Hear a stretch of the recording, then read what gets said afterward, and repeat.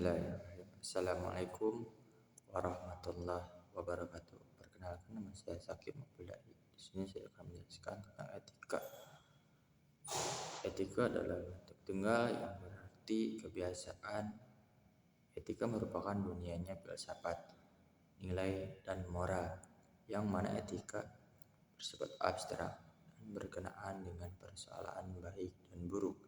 Pengertian ini menunjukkan bahwa etika ialah teori tentang perbuatan manusia yang ditimbang menurut baik dan buruknya, yang juga merupakan pada inti sari atau sifat dari manusia, baik dan buruk manusia, dalam bentuk jamak ta'etha.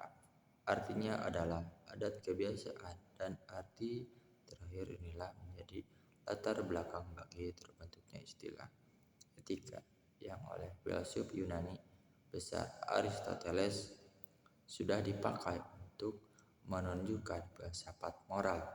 Jadi, kita membatasi diri pada asal-usul kata ini, maka etika berarti ilmu tentang apa yang biasa dilakukan atau ilmu tentang adat kebiasaan. Etika adalah arti lain merupakan ilmu pengetahuan yang berhubungan dengan upaya menentukan perbuatan yang dilakukan manusia untuk dikatakan baik atau buruk. Dengan kata lain, aturan atau pola tingkah laku yang dihasilkan oleh akal manusia. Dengan adanya etika, pergaulan dalam masyarakat akan terlihat baik dan buruknya. Metode dan aliran dalam etika ada suatu cara pendekatan yang dituntut dalam semua aliran yang pantas disebut ialah pendekatan kritis. Etika pada hakikatnya mengamati realitas moral secara kritis.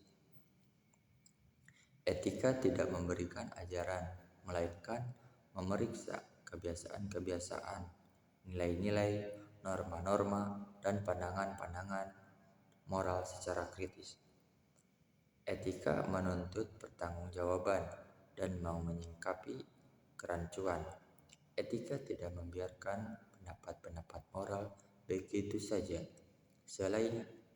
melainkan menuntut agar pendapat-pendapat moral yang dikemukakan dipertanggungjawabkan. Etika berusaha untuk menjernihkan permasalahan moral. Beberapa teori tentang nilai etika, baik dan buruk. Yang pertama, teori nilai dari Islam.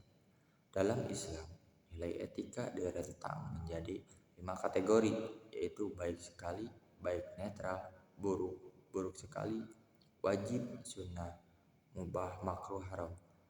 Nilai dalam Islam ditentukan oleh Tuhan.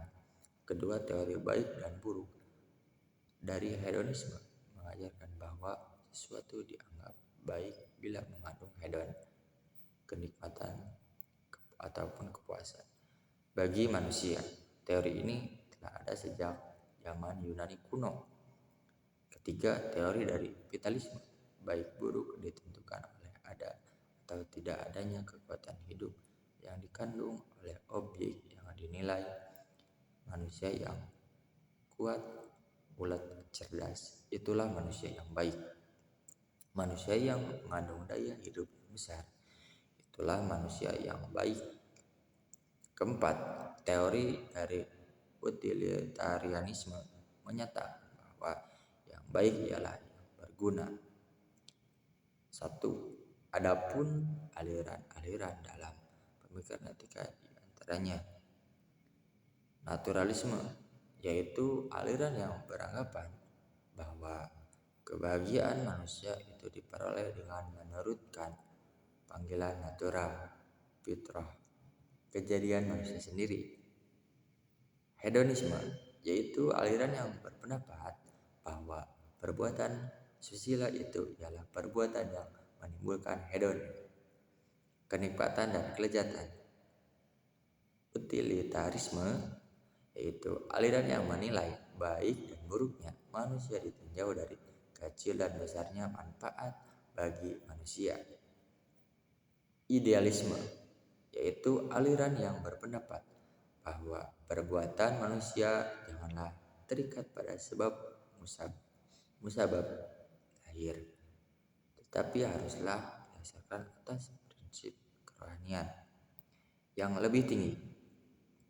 Vitalisme yaitu aliran yang menilai dari baik buruknya perbuatan manusia itu sebagai ukuran ada atau tidak adanya daya hidup yang maksimum mengendalikan perbuatan itu. Teologis yaitu aliran yang berkeyakinan bahwa ukuran baik buruknya perbuatan manusia dinilai dengan sesuai atau tidaknya dengan perintah Tuhan. Etika perspektif filsafat Islam.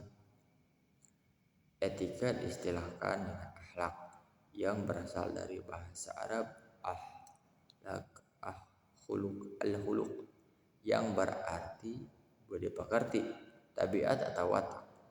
Dalam Al-Quran disebutkan bahwa sesungguhnya kaum Muhammad berada di atas budi pekerti yang agung.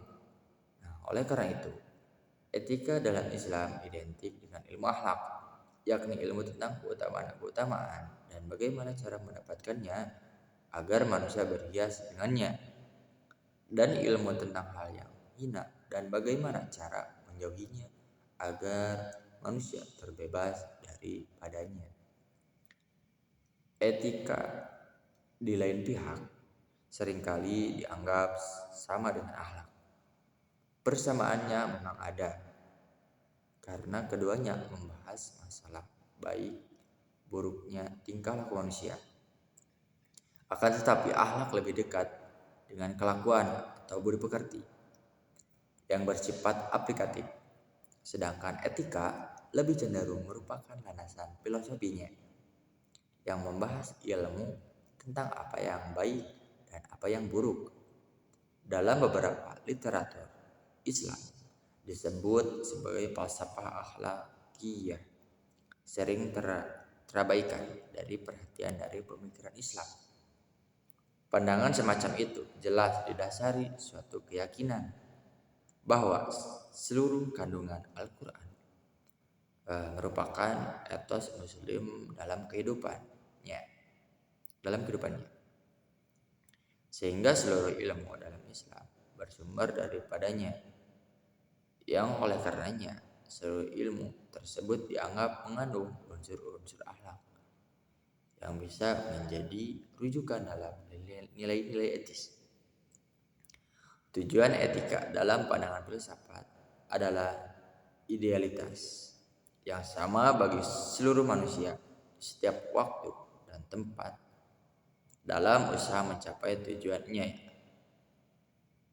Ketika mengalami kesukaran oleh karena fisik dan anggapan orang terhadap perbuatan itu baik atau buruk adalah sangat relatif sekali, karena setiap orang ataupun golongan mempunyai konsepsi sendiri-sendiri.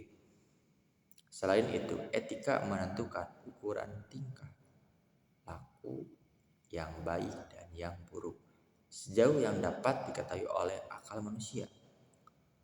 Pola hidup yang diajarkan Islam bahwa seluruh kegiatan peribadatan, hidup dan mati adalah semata-mata dipersembahkan kepada Allah Subhanahu wa taala, maka tujuan terakhir dari segala tingkah laku manusia menurut pandangan etika Islam adalah keridhaan Allah Subhanahu wa taala. Mungkin sekian dari saja. Mohon maaf apabila ada kesalahan. Wallahumul muwaffiq ila aqwamit thoriq. Assalamualaikum warahmatullahi wabarakatuh.